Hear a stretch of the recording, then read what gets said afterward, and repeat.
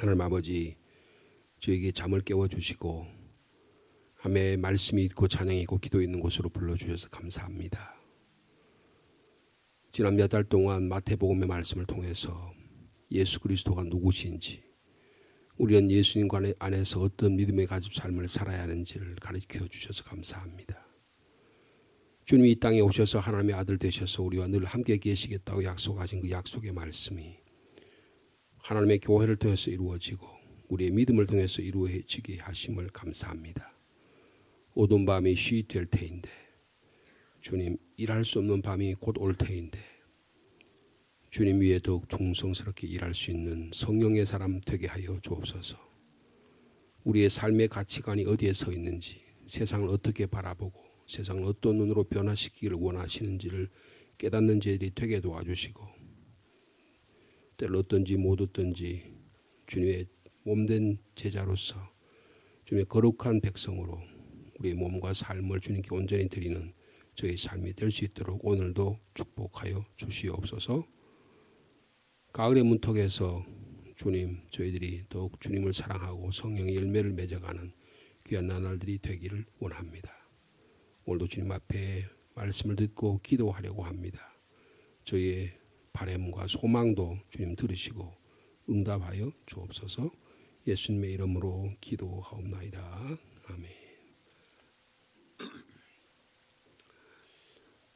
마태복음 28장 11절 말씀부터 20절 마지막 절까지 말씀이 되겠습니다.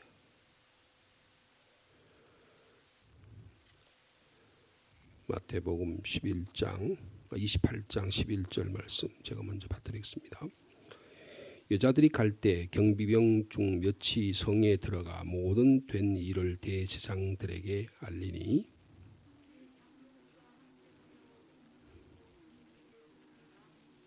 이르되 너희는 말하기를 그의 제자들이 밤에 와서 우리가 잘 때에 그를 도둑질하여 갔다 하라.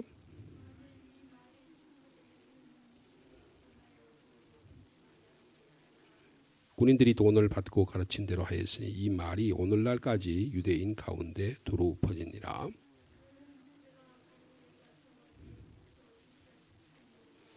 예수를 배우고 경배하나 아직도 의심하는 사람들이 있더라.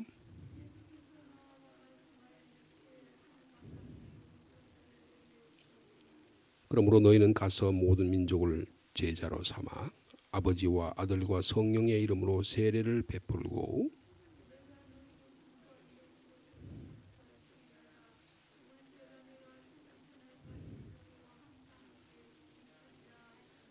아멘. 부활하신 주님께서 나타났는데 여인들에게 나타나선 주님의 그 갈릴리에 가서 제자들에게 알려라. 내가 거기서 너희를 보겠다. 이렇게 막 약속의 말씀을 하셨습니다. 그리고 우리에게 평안을 허락해 주시고 두려워하지 말라고 우리를 안심시키셨습니다. 그런데 똑같은 사건이 이 부활하신 이 주님에 대해서 전혀 다른 또 반응이 일어나고 있다는 것을 볼 수가 있습니다.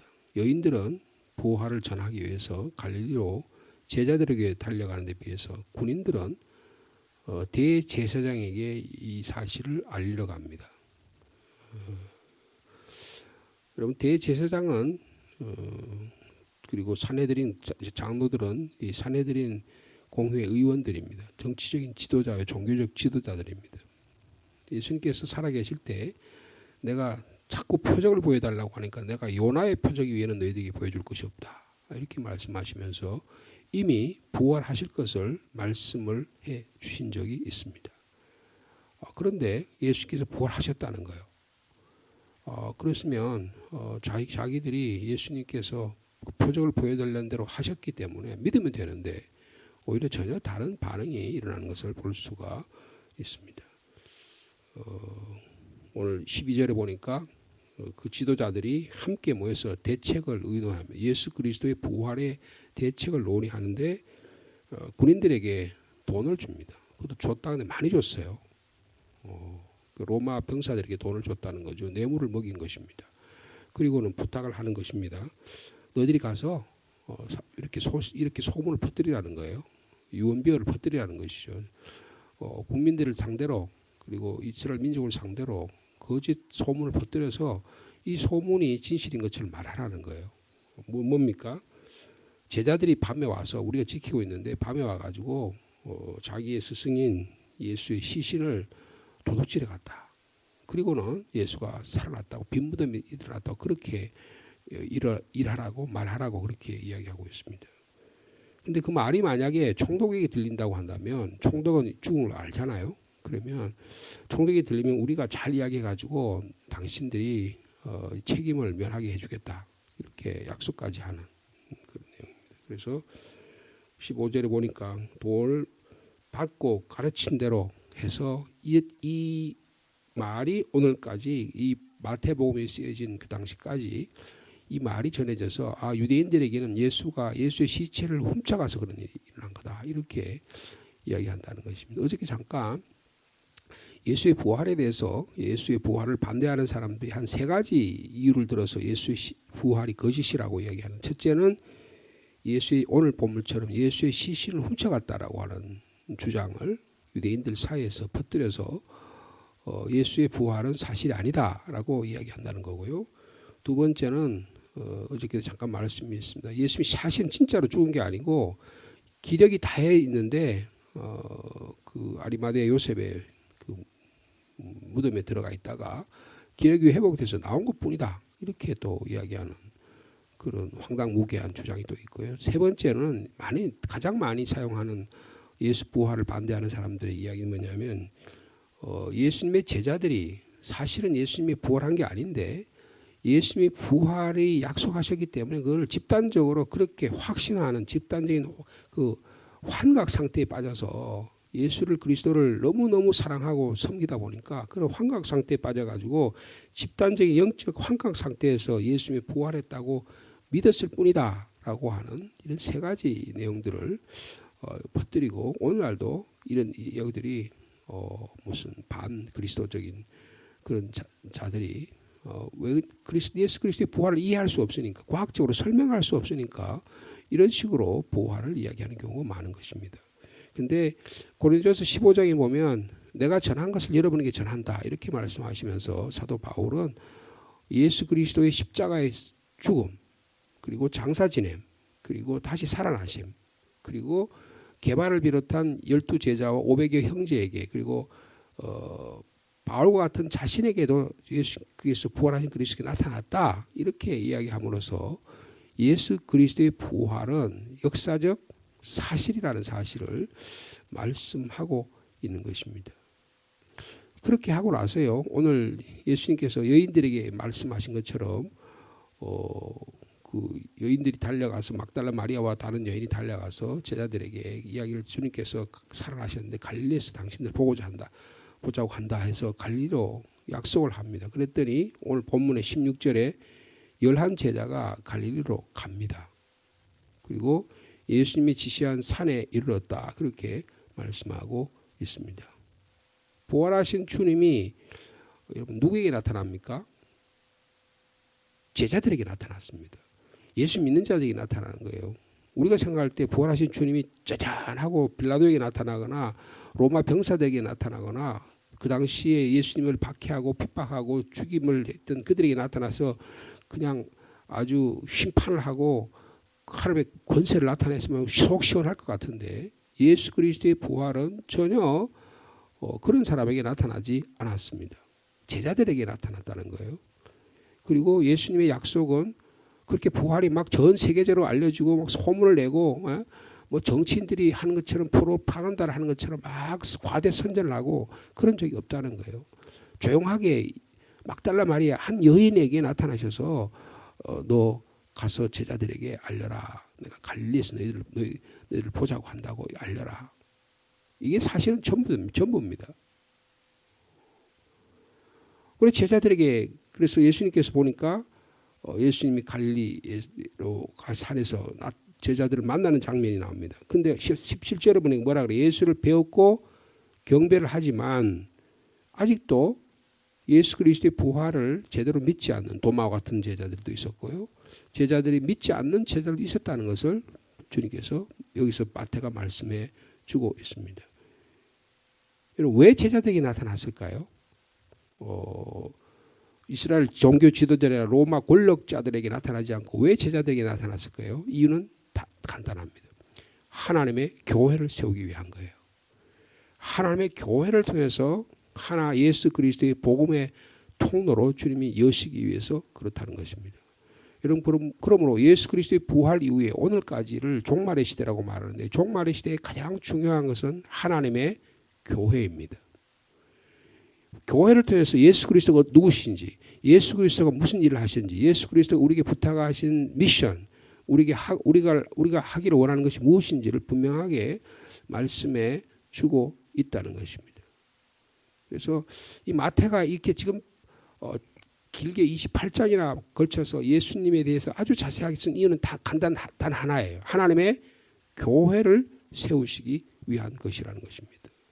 그래서 그것이 오늘 본문의 18절에서 20절에 분명하게 나타나고 있습니다. 예수님께서 제자들에게 나와서 하신 말씀입니다. 자, 18절 말씀 보니까 하늘과 땅의 모든 권세를 내게 하나님이 아버지가 주셨다라는 것입니다. 여기서 권세라는 말씀을 하고 있습니다. 여러분, 이 하나님의 권세, 그 가야바가요, 예수님을 신문할 때 너가 그리스도냐? 내가 그래서 그래, 너가 그렇게 말했다. 나가 다니엘 7장 13절에 있는 말씀을 인용하시면서 내가 권세를 갖고 있다. 인자 하나님의 아들로서의 권세를 갖고 있어서 심판할 수 있는 권세를 갖고 있다. 그때 얘기하셨거든요. 근데 그 권세가 지금 부활하시면서부터 그 권세를 다시금 말씀하고 있는 것입니다. 그랬죠? 하늘과 땅의 모든 권세를 주님 하나님 아버지께서 내게 주셨다라고 말씀하고 있는 것입니다. 이것을 28장 18절 19절 20절 이걸 뭐라면 대위임령이라 그렇게 말합니다. 예수 그리스도께서 이 땅에서 마지막으로 제자들에게 가장 큰 미션을 허락해 주신 거예요. 허락을 주신 건데 그게 뭐냐면 교회를 세우라는 거예요. 교회를 세우라는 것입니다. 제자 삼으라. 그리고 세례를 베풀라. 가르쳐 지키게 하라. 이 말씀의 전체적인 내용을 한마디로 말하면 하나님의 교회를 통해서 예수 그리스도의 권세가 이 땅에 나타나게 된다는 것입니다. 우리는 교회입니다. 우리 존재 자체가 교회라 그 말이에요. 이 건물을 말하는 게 아니고 우리가 예수를 그리스도로 고백하는 우리의 삶 한 분 한 분의 신앙 고백, 그것이 교회라는 거예요.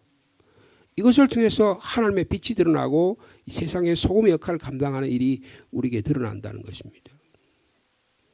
그러므로 여기서 하늘과 땅의 모든 권세를 주었다는 것은 예수 그리스도의 통치권이 영원하고 거룩함을 말씀하고 있습니다. 예수님께서 사도행전 1장 8절 이런 말씀하셨죠. 오직 성령이 너희에게 임하시면 너희가 뭘 받아요? 권능을 받는다 그랬어요. 여러분, 권능은 뭘 통해서 받습니까? 성령의 임재와 성령의 충만을 통해서 받는 것입니다. 여러분, 그러므로 우리는 예수 그리스도께서 이 땅의 하늘과 땅의 권세, 하늘과 땅이라는 건 뭐예요? 창세기 1장 1절 뭐입니까?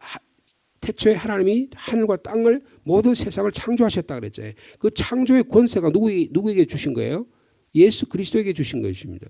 이 권세가 성령의 충만을 받은 우리를 통해서 교회를 통해서 그 권세가 일어나게 된다고 말씀하고 있는 예수 그리스도의 통치권이 교회의 선포를 통해서 교회의 권위를 통해서 나타나게 된다는 거예요. 여러분, 이것은 전혀 다른 세상의 통치권과는 전혀 다른 차원의 이것을 우리에게 말씀해 주고 있는 것입니다. 무슨 그 권세를 주셨어요? 자, 하늘과 땅의 권세를 주셨다 그랬습니다. 자, 권세를 주셨는데 그럼 우리가 해야 될 사명을 우리 명확하게 말씀하신 19절 20절 말씀 너무나 잘 아시는 말씀인데요. 다시 한번 같이 읽습니다. 시작. 그러므로 너희는 가서 모든 민족을 제자로 삼아 아버지와 아들과 성령의 이름으로 세례를 베풀고 내가 너희에게 분부한 모든 것을 가르쳐 지키게 하라. 볼지어다 내가 세상 끝날까지 너희와 항상 함께 있으리라. 여기서 주신 것 첫째로 제자를 삼으라는 것입니다. 그리스도인의 걸맞는 삶을 살라는 거예요. 너희들이 교인이 되라. 너희들이 기독교인이 되라. 이렇게 말씀하시고 너희들이 제자가 되라는 거예요. 스승과 동거 동락하면서 보고 배우고 익힌 그대로 살라는 거예요. 예수님께서 3년 동안 제자들을 삼아가지고 계속 이 어떤 하나님의 나라가 어떤 것인지 아주 자세하게 가르쳐 주셨어요. 이제 성령이 너에게 임하시게 되면 제자들이 권능을 받으니까 그 당시에 가르쳐 주신 요한복음 14장 15장 16절에 성령이 임하게 되면 하나님의 권세가 너희 안에 거하게 되면 너희가 예수 그리스도를 증언하게 될 것이라고 말씀하셨는데 그 증언하는 권세가 드디어 나타나기 시작하는 것입니다. 여러분 주님께서 우리를 제자 삼고 계십니다. 제자 삼는다고 하는 것은 우리가 예수 그리스도의 이름에 걸맞는 삶을 산다는 거예요. 우리 한 분 한 분이 예수 그리스도 이름에 걸맞는 삶을 살아가는 오늘 하루의 삶이 되기를 축복합니다. 교회 무슨 결과로서 무슨 행사를 많이 하고 뭘 많이 하고 이런 게 아니고 무엇보다도 우리의 삶이 우리의 말이 우리의 행동이 예수 그리스도의 권세로 나타나야 된다는 거예요. 여러분 우리가 세상에 술 취하는 삶을 사는 거 성령으로 충만하게 살아가지고 하나님 나라를 만들어가는 것이죠. 사도 바울의 여러 주의 제자들을 통해서 복음서 이후에 바울의 서신이나 여러 제자들의 서신을 통해서 말씀하신 것처럼 그런 삶을 살기를 원하신다는 것입니다. 그런데 이 기독교가요, 이 위임 명령으로 말미암아 유대교라고 하는 작은 하나의 분파적인 종파로부터 세계적인 종교로 거듭나게 되는 이 영적 권세가 이 말씀에 쓰여 있는 거예요. 모든 민족을 제자로 삼으라고 말씀하고 있습니다. 여기 모든 민족이라는 거예요. 여러분 이것이 구약 성경에서 이야기했던 이스라엘 민족을 통해서 하나님의 나라를 아브라함과 이삭과 야곱을 통해서 모세를 통해서 율법을 주시고 또 다윗을 통해서 후계 메시아가 태어날 걸 이야기하시고 드디어 예수 그리스도를 통해서 우리에게 주신 메시지가 뭐예요? 우리의 삶이 온 열방을 통한 하나님의 나라가 이 땅 이루어지는 온 세상이 이것이 하늘과 땅의 권세까지 주신 그 권세가 우리 교회를 통해서 일어나게 하신다라는 거예요. 여러분 이걸 좀 다르게 말하면요. 우리가 영적인 프라이드, 영적 자존감을 가져야 된다는 거예요. 적어도 우리는 온 세상을 하나님이 통치하는 나라 안에 우리를 통해서 우리의 통치권이 예수 그리스도께서 우리에게 주신 통치권을 성령을 통해서 이 일이 일어나고 있다. 이 일을 우리가 감당하고 있다. 이런 영적 자존감을 가지고 살아야 된다. 우리가 믿는 우리가 통치하는 나라는 하나님의 나라라는 거예요. 세상의 나라가 아니라는 거예요. 여러분 그런 마음으로 우리가 세상을 보려면 여러분 전혀 다르게 세상이 보이게 될 것입니다. 내가 가진 재능, 내게 주신 은혜, 내가 주신 건강, 나에게 주신 물질, 나에게 주신 권세, 내가 사회에서 같은 역할 이런 것들이 얼마나 하나님 통해서 나를 귀하게 사용하기를 원하신가 하는 것을 다 바라볼 수 있게 되는 거고 누구하고 누구 비교할 필요가 없는 거예요. 저 사람이 저런 좋은 걸 줬는데 나는 왜 이걸 안 줬냐고 이렇게 내 신앙이나 내 삶이 쭈그러들 필요가 전혀 없다는 것입니다. 저 사람은 자식들은 저렇게 잘 되는데 내 자식들은 왜 안 되느냐 전혀 그런 생각할 필요가 없다는 거예요. 하나님이 나에게 주신 하나님의 거룩함을 내 몸을 통해서 하나님의 권세를 영원하게 드러내고 거룩하게 드러내기만 하면 된다는 거예요. 여러분 이렇게 주님 주신 말씀을 우리가 우리 영적인 자존감을 세우는 이 귀한 사역에 귀하게 사용하는 저와 여러분의 삶이 되기를 축복합니다. 우리 19절 말씀, 20절 말씀 다시 한번 같이 읽겠습니다. 시작. 그러므로 너희는 가서 모든 민족을 제자로 삼아 아버지와 아들과 성령의 이름으로 세례를 베풀고 내가 너희에게 분부한 모든 것을 가르쳐 지키게 하라. 볼지어다 내가 세상 끝날까지 너희와 항상 함께 있으리라. 주님께서 우리의 삶이 제자의 삶이 돼가지고 세상 모든 사람을 제자로 삼은 다음에 그 다음에 주님께서 하신 성교의 명령과 함께 우리에게 주신 약속이 있어요. 뭐예요? 내가 세상 끝날까지 너희와 항상 함께 하시겠다는 것입니다. 여러분 마태복음은 예수님이 우리와 함께 하신다는 말이 전부예요. 그래서 예수님의 출생, 예수님의 임신, 예수님의 출생 예고부터 임마누엘이라 이것은 하나님이 너희와 함께 하시겠다는 약속의 말씀을 해 주신 거예요. 예수님의 출생으로부터 예수님이 다시 우리에게 오실 때까지 성령의 역사의 모든 주님이 재림의 때까지 전부 다 하나님이 우리와 함께 하신다는 메시지가 마태복음의 가장 핵심적인 메시지입니다. 예수님의 잉태로부터 임마누엘 예고를 통한 예수님의 잉태로부터 오늘 본문에 주신 성령의 약속 이르기까지 이것은 전부 다 주님 우리와 함께 하시겠다는 것입니다.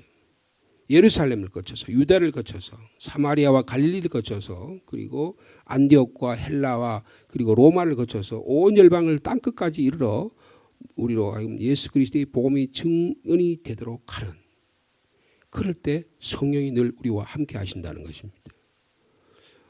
이 믿음으로 오늘 우리의 삶을 살아가는 저와 여러분의 삶이 되기를 원합니다. 그래서 전도한다, 선교한다고 하는 것을 교회 성장의 수단이나 혹은 교회를 드러내기 위한 과시하기 위한 어떤 프로젝트로 사용하는 것이 아니라 내가 하나님의 제자된 삶을 살아간다 라고 하는 좀 더 본질적인 우리의 존재 자체가, 우리의 교회 자체가, 우리의 삶 자체가 하나님의 거룩함을 드러내는 귀한 도구로 사용하고 있다고 하는 것입니다. 그렇게 우리가 본다고 한다면요, 우리의 삶, 우리의 말, 우리의 모든 것들이 이 건물로 나타나는 교회가 아니고 우리의 삶으로 드러나는 교회로 하나님 우리를 사용하고 계시다는 것입니다. 그렇게 보면 세상 사람들이 교회를 다르게 볼 거예요. 하나님의 영적 권세를 느끼게 될 것입니다. 우리의 삶이 예수 그리스도의 권세를 드러내는 도구로 사용되기를 원합니다. 왜요? 하늘과 땅의 모든 권세를 주님이 가지고 계시다는 것입니다. 우리는 그 권세를 가진 주님을 우리가 믿음으로 제자로 살아간다는 거예요. 이 귀한 사역에 우리를 쓰임 받을 수 있는 귀한 것을 주심을 감사합니다. 그럼 우리가 어떻게 돼요? 먼저 우리가 계속해서 우리가 제자로 성장해야 돼요. 제자의 삶으로 살아가야 돼요. 로마서 10장 10절에 보면 마음으로 믿어 의에 이르고 입으로 신하여 구원에 이른다고 이야기하고, 여기서 입으로 신하여 구원에 이른다는 거, 입만 입으로 빵긋빵긋하면 나 예수님 믿습니다 하면 그러면 구원 얻는다 그런 뜻이 아니고요. 내가 누가 뭐라 그래도 내가 입으로 내가 체험한 대로 고백해서 내가 희생을 당한다든지 내가 어떤 목숨을 잃은 경우라고 하더라도 내가 그 구원에 이르는 예수 그리스도를 긍정하는 삶을 살겠다는 거예요. 초대교회에서 입으로 신한다는 그런 의미를 갖고 있는 것입니다. 삶 전체로 주님께 드린다는 것이죠. 이런 그런 삶을 우리가 산다고 한다면 하나님 우리를 귀하게 사용하게 해 주실 줄로 믿습니다. 오늘날 한국에 아니 세계 5열방에 많은 교회가 있습니다. 그 교회마다 성령의 역사가 일어나고 그분의 교회에 속한 모든 지체들 한 사람 한 사람들이 하늘과 땅의 권세를 가진 주님을 올바로 이해하고 모든 민족으로 제자로 삼는 이 사역을 우리가 잘 감당한다고 한다면 참으로 아름다운 놀라운 일들이 우리에게 일어나게 될 것입니다. 우리의 현실에 대한 상황 가운데 여기에 주눅들거나 여기에 그냥 짓눌려가지고 살아가는 게 아니고 아무리 어렵고 힘든 현실이라고 하더라도 하나님 우리를 귀하게 사용하신다는 이 영적 자존감을 가지고 하나님 나를 어떻게 하면 이루어 드릴까, 어떻게 우리 삶 가운데 성령의 충만함이 일어나고 땅끝까지 이르러 복음을 증거하는 일이 일어날까, 이런 일을 감당하게 해주신다는 것입니다. 여러분 우리 교회가 120년이 되었습니다. 122년째가 되었어요. 그동안에 여러 일들이 하나님께서 교회를 세워주시고 중단되지 않고 하나님의 교회를 세워주셨어요. 아름다운 건물도 세워주셨어요. 근데 딱 하지 목적이 뭐예요? 모든 민족을 제자로 삼기 위해서 하나님의 교회를 세워주신 것이죠. 우리의 삶이 거룩함을 드러나는 영적 권세를 사용하도록 주님께서 들어주신 거예요. 그렇다면 우리 교회가 그런 영적 권세를 과연 사용하고 있느냐는 것을 한번 생각해 보면 돼요. 내가 예수 그리스도를 마음에 믿고 어떤 상황이 오더라도 내가 예수 그리스도에 대한 이 믿음을 결코 부정하지 않는 구원에 이르는 믿음을 가지고 살아간다고 한다면, 그런데 우리는 주님 우리 주신 제자로서의 영적 권세를 능히 사용하게 될 줄로 믿습니다. 우리 삶, 우리 교회 안에서 이런 영적 삶으로 살아가야 될 뿐 아니고 그 다음에 모든 민족을 제자로 삼아야 된다는 거예요. 여러분 우리 교회는 이 일을 통해서 지금 이상주 선교사라든지 여러 다른 선교사님들을 돕고 있습니다. 대표적으로 이상주 선교사님은 우리가 주파송 선교사로 돕고 있는데 저는 그렇게 생각해요. 최근에 우리 한국에 잠깐 왔다가 다시 가셔가지고 교회를 세웠잖아요. 근데 교회에서 드디어 이제 9월 세 번째 주일부터 교회를 예배를 드리기를 시작했어요. 교회가 한 50평 되는 사립학교 강당을 거기다 해가지고 이제 거기다 이제 좀 비품이라든지 여러 가지를 놓고 이제 예배 드릴 수 있는 공간을 준비했는데 지난번 저희 당회에서 300여만 원을 들여서 거기 필요한 모든 비품을 구입하기로 해서 우리 교회에서 돈을 보내드렸습니다. 이제 예배를 시작할 거예요. 여러분 거기서 우리가 기도하면서 122년이 된 교회가 그동안에 제대로 선교 한번 해보지 못하고 제대로 전도 한번 못 해봤는데 이제는 제대로 선교하고 복음의 뜻을 하고 많은 교인들이 거기에 뜻을 품고 하나님의 거룩함을 드러내려는 이 권세를 세상 열방까지 얼마나 감사해요. 그 이름도 상주 시민 교회라는 그 선교 공동체라는 이름을 가지고 그런 이름을 가지고 그곳에 그 지역 그레고리오 지역에 복음의 씨를 뿌리려고 하는 것입니다. 그래서 참으로 귀한 일이라고 생각합니다. 오늘 본문의 말씀을 비춰보면 가서 모든 민족을 제자로 삼아서 세례를 베풀고 가르쳐 지키게 하라 그랬습니다. 이 일을 위해서 우리가 하나님의 교회가 힘써 함께 힘을 합할 수 있는 우리 교회가 되기를 축복합니다. 제가 더 강조드리고 싶은 말씀은 뭐냐면 먼저 우리가 영적 권세를 가져야 된다는 거예요. 우리의 삶이 영적 권세를 드러내야 된다는 거예요. 여러분 선교 프로그램을 더 전도를 많이 하고 이것도 중요하지만 보다 더 중요한 것은 내가 하나님의 진정한 제자로서의 삶을 살아가고 있느냐를 다시금 확인해야 한다는 것입니다. 그래서 우리가 계속적으로 주님의 제자로 더욱 견고하게 살아가서 전도와 선교에 힘을 쓰는 저와 여러분의 삶이 되기를 축복합니다. 이를 위해서는 성령의 충만함이 필요합니다. 저희들이 이 마태복음의 말씀을 저희들이 오늘 마감하면서 예수 그리스도가 누군지를 이 아침에 다시 확인하시기 바랍니다. 내 안에 예수 그리스도의 영이 살아서 예수 그리스도의 제자로서 우리가 늘 함께 하시는 그런 삶을 주님께서 가르쳐 주신 삶으로 살아가는 저와 여러분의 삶이 되기를 축복합니다. 하나님 아버지 감사합니다. 마태복음의 말씀을 묵상했습니다. 이 마태복음을 통해서 예수의 영이 우리 가운데 임하게 하여 주시고 예수의 권세가 우리에게 임하게 하여 주시옵소서. 가서 모든 민족을 제자로 삼아서 가르쳐 지키게 하라고 분부하셨사오니 우리에게 성령의 충만함을 주시기를 원합니다.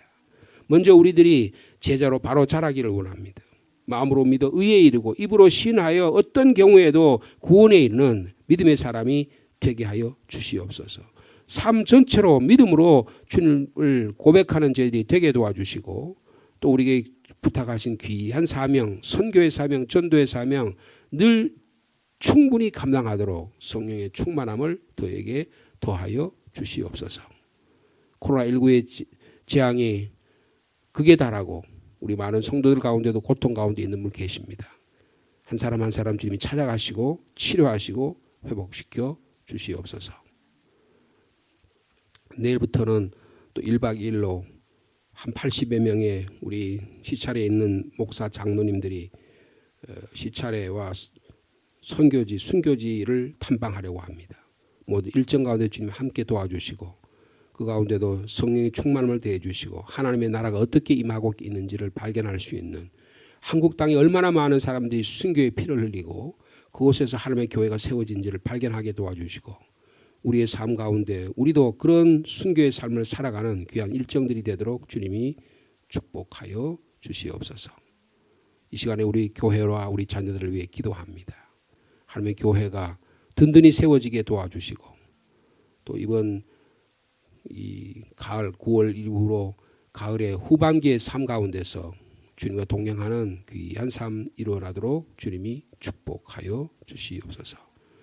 교회 사역에 주님은 목회 사역에 주님이 동행해 주시고 하나님의 귀한 일들을 예배와 선교와 가르침과 봉사와 또 교제 여러 삶 가운데 잘 균형된 교회의 삶이 이루어져서 이 땅에 이 상주 땅에 하나님의 나라 이루어가는데 부족함이 없도록 주께서 함께하여 주시옵소서.